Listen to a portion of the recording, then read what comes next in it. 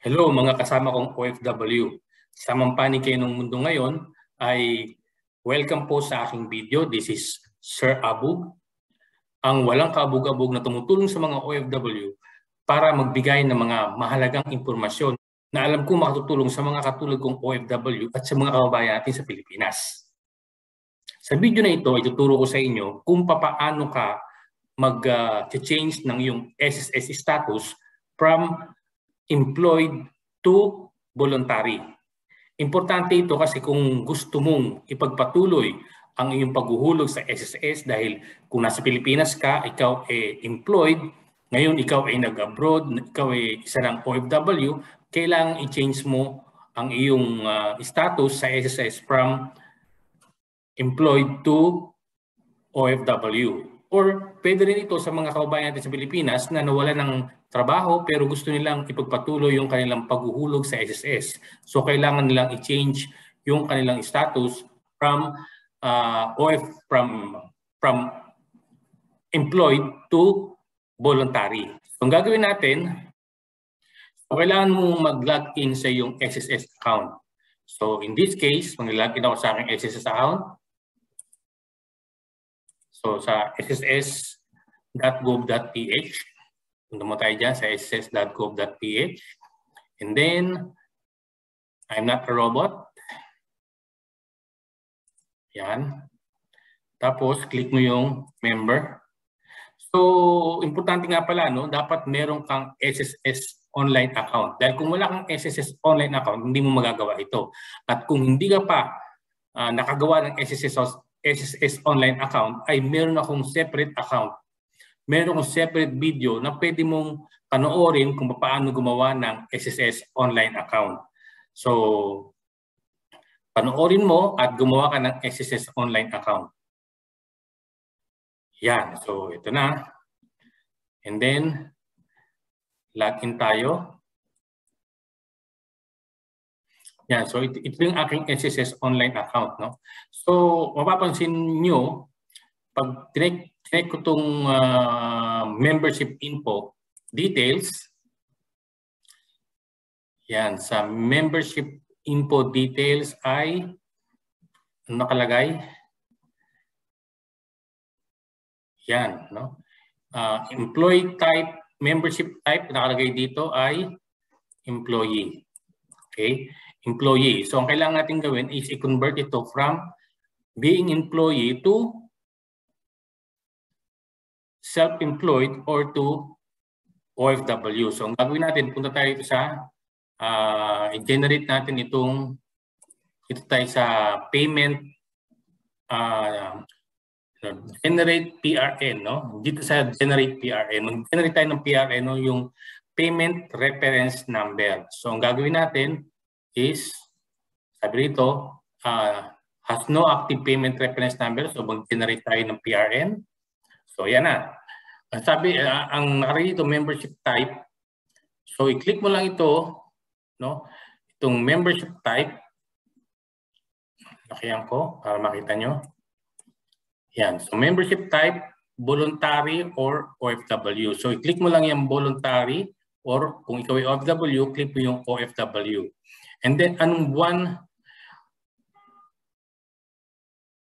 Sabi dito, after you have paid this statement of account, your membership type will automatically be changed to the selected value. So, hindi pa ito automatic. After mo pala magbayad, ito magiging automatic, no? Na mag-change. So, okay? Click natin. So, sabi nito, i-click itong OFW and then anong month ang gusto kong bayaran. So, dito, pwede kang magbayad kung ilang buwan mo gustong bayaran yung hindi nahulugan, no? For instance, ngayon is month of June. So, like ito, month of June 2022. Select month. So, isang buwan lang, no? Gusto mong bayaran isang buwan. Yan, tingnan natin, ha. Then, select premium. So, yung premium, as a contributor ka, no? Ang maximum na pwede mong ihulog as voluntary isang OFW is 3,250. Okay? And minimum of 1,040. So depende sa yan, ano ba yung advantage nung meron kang malaking contribution. So merong advantage yan, no? Kapag malaking contribution mo at the end of your retirement, malaki rin yung makukuha na retirement benefits. At kung ikaw naman ay maglo-loan, malaki rin yung maloloan mo kung ikaw ay naguhulog ng iyong voluntary contribution na mas malaki. Subukan na natin kung voluntary. No? Kasi kung voluntary, ang contribution niya, let's say isang buwan lang, magkano?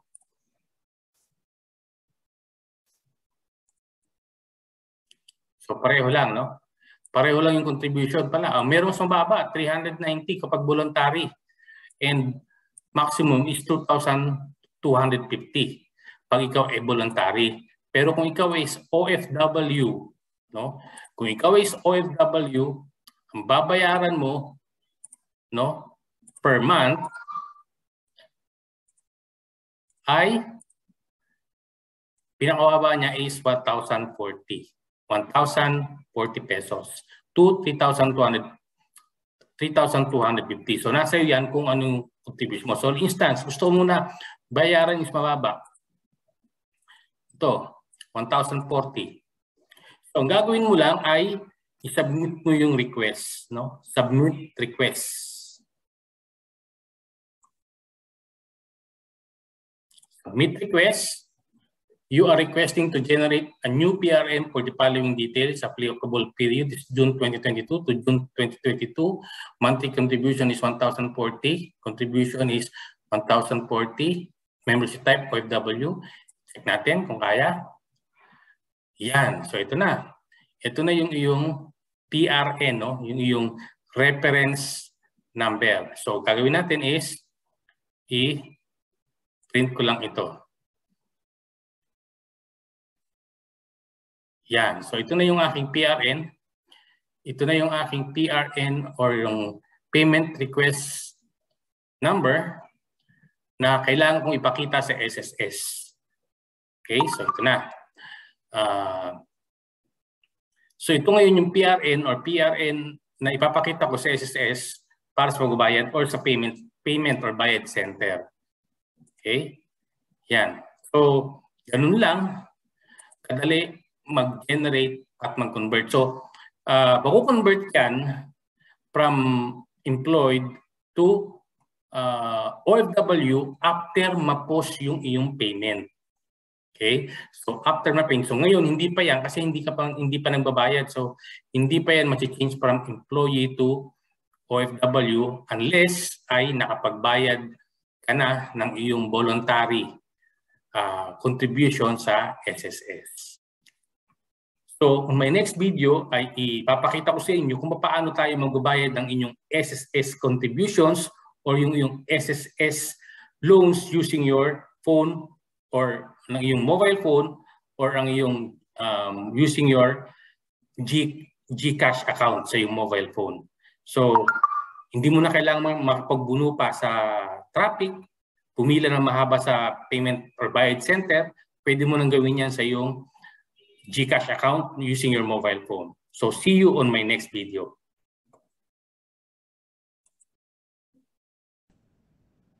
Yan, so narito tayo ngayon sa aking mobile phone. Using my GCash ay babayaran natin yung aking in-apply na voluntary contributions for OFW. So ang kailangan mo of course yung GCash account mo. Make sure na merong laman ang yung GCash account. Tulad niyan, meron pa siyang laman. So pupunta ka sa remind me later.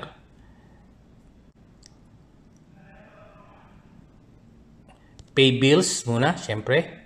And then punta ka sa ito, no? Government. And then government, hanapin mo yung SSS. Okay, SSS.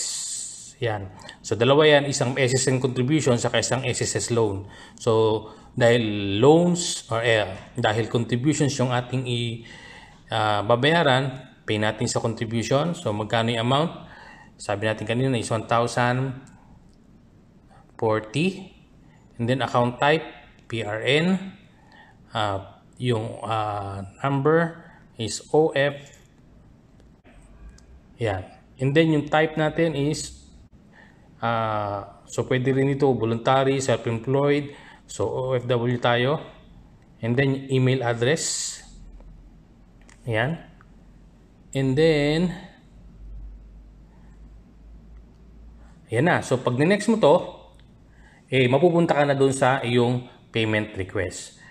And mababayaran na yan. So ganun lang kasimple, no? So since hindi pa ako magbabayad ngayon dahil hindi pa naman due date, ay hindi ko muna mabayaran dito. So ganun lang kasimple. Pag once na nabayaran mo yan, no, sa iyong SSS contribution, ay automatic na yan ang mag-change.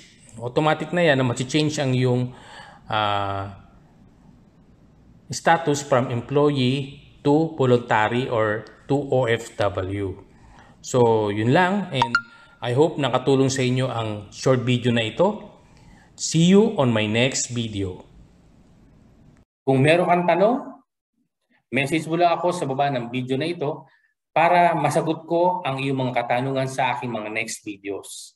See you on my next video.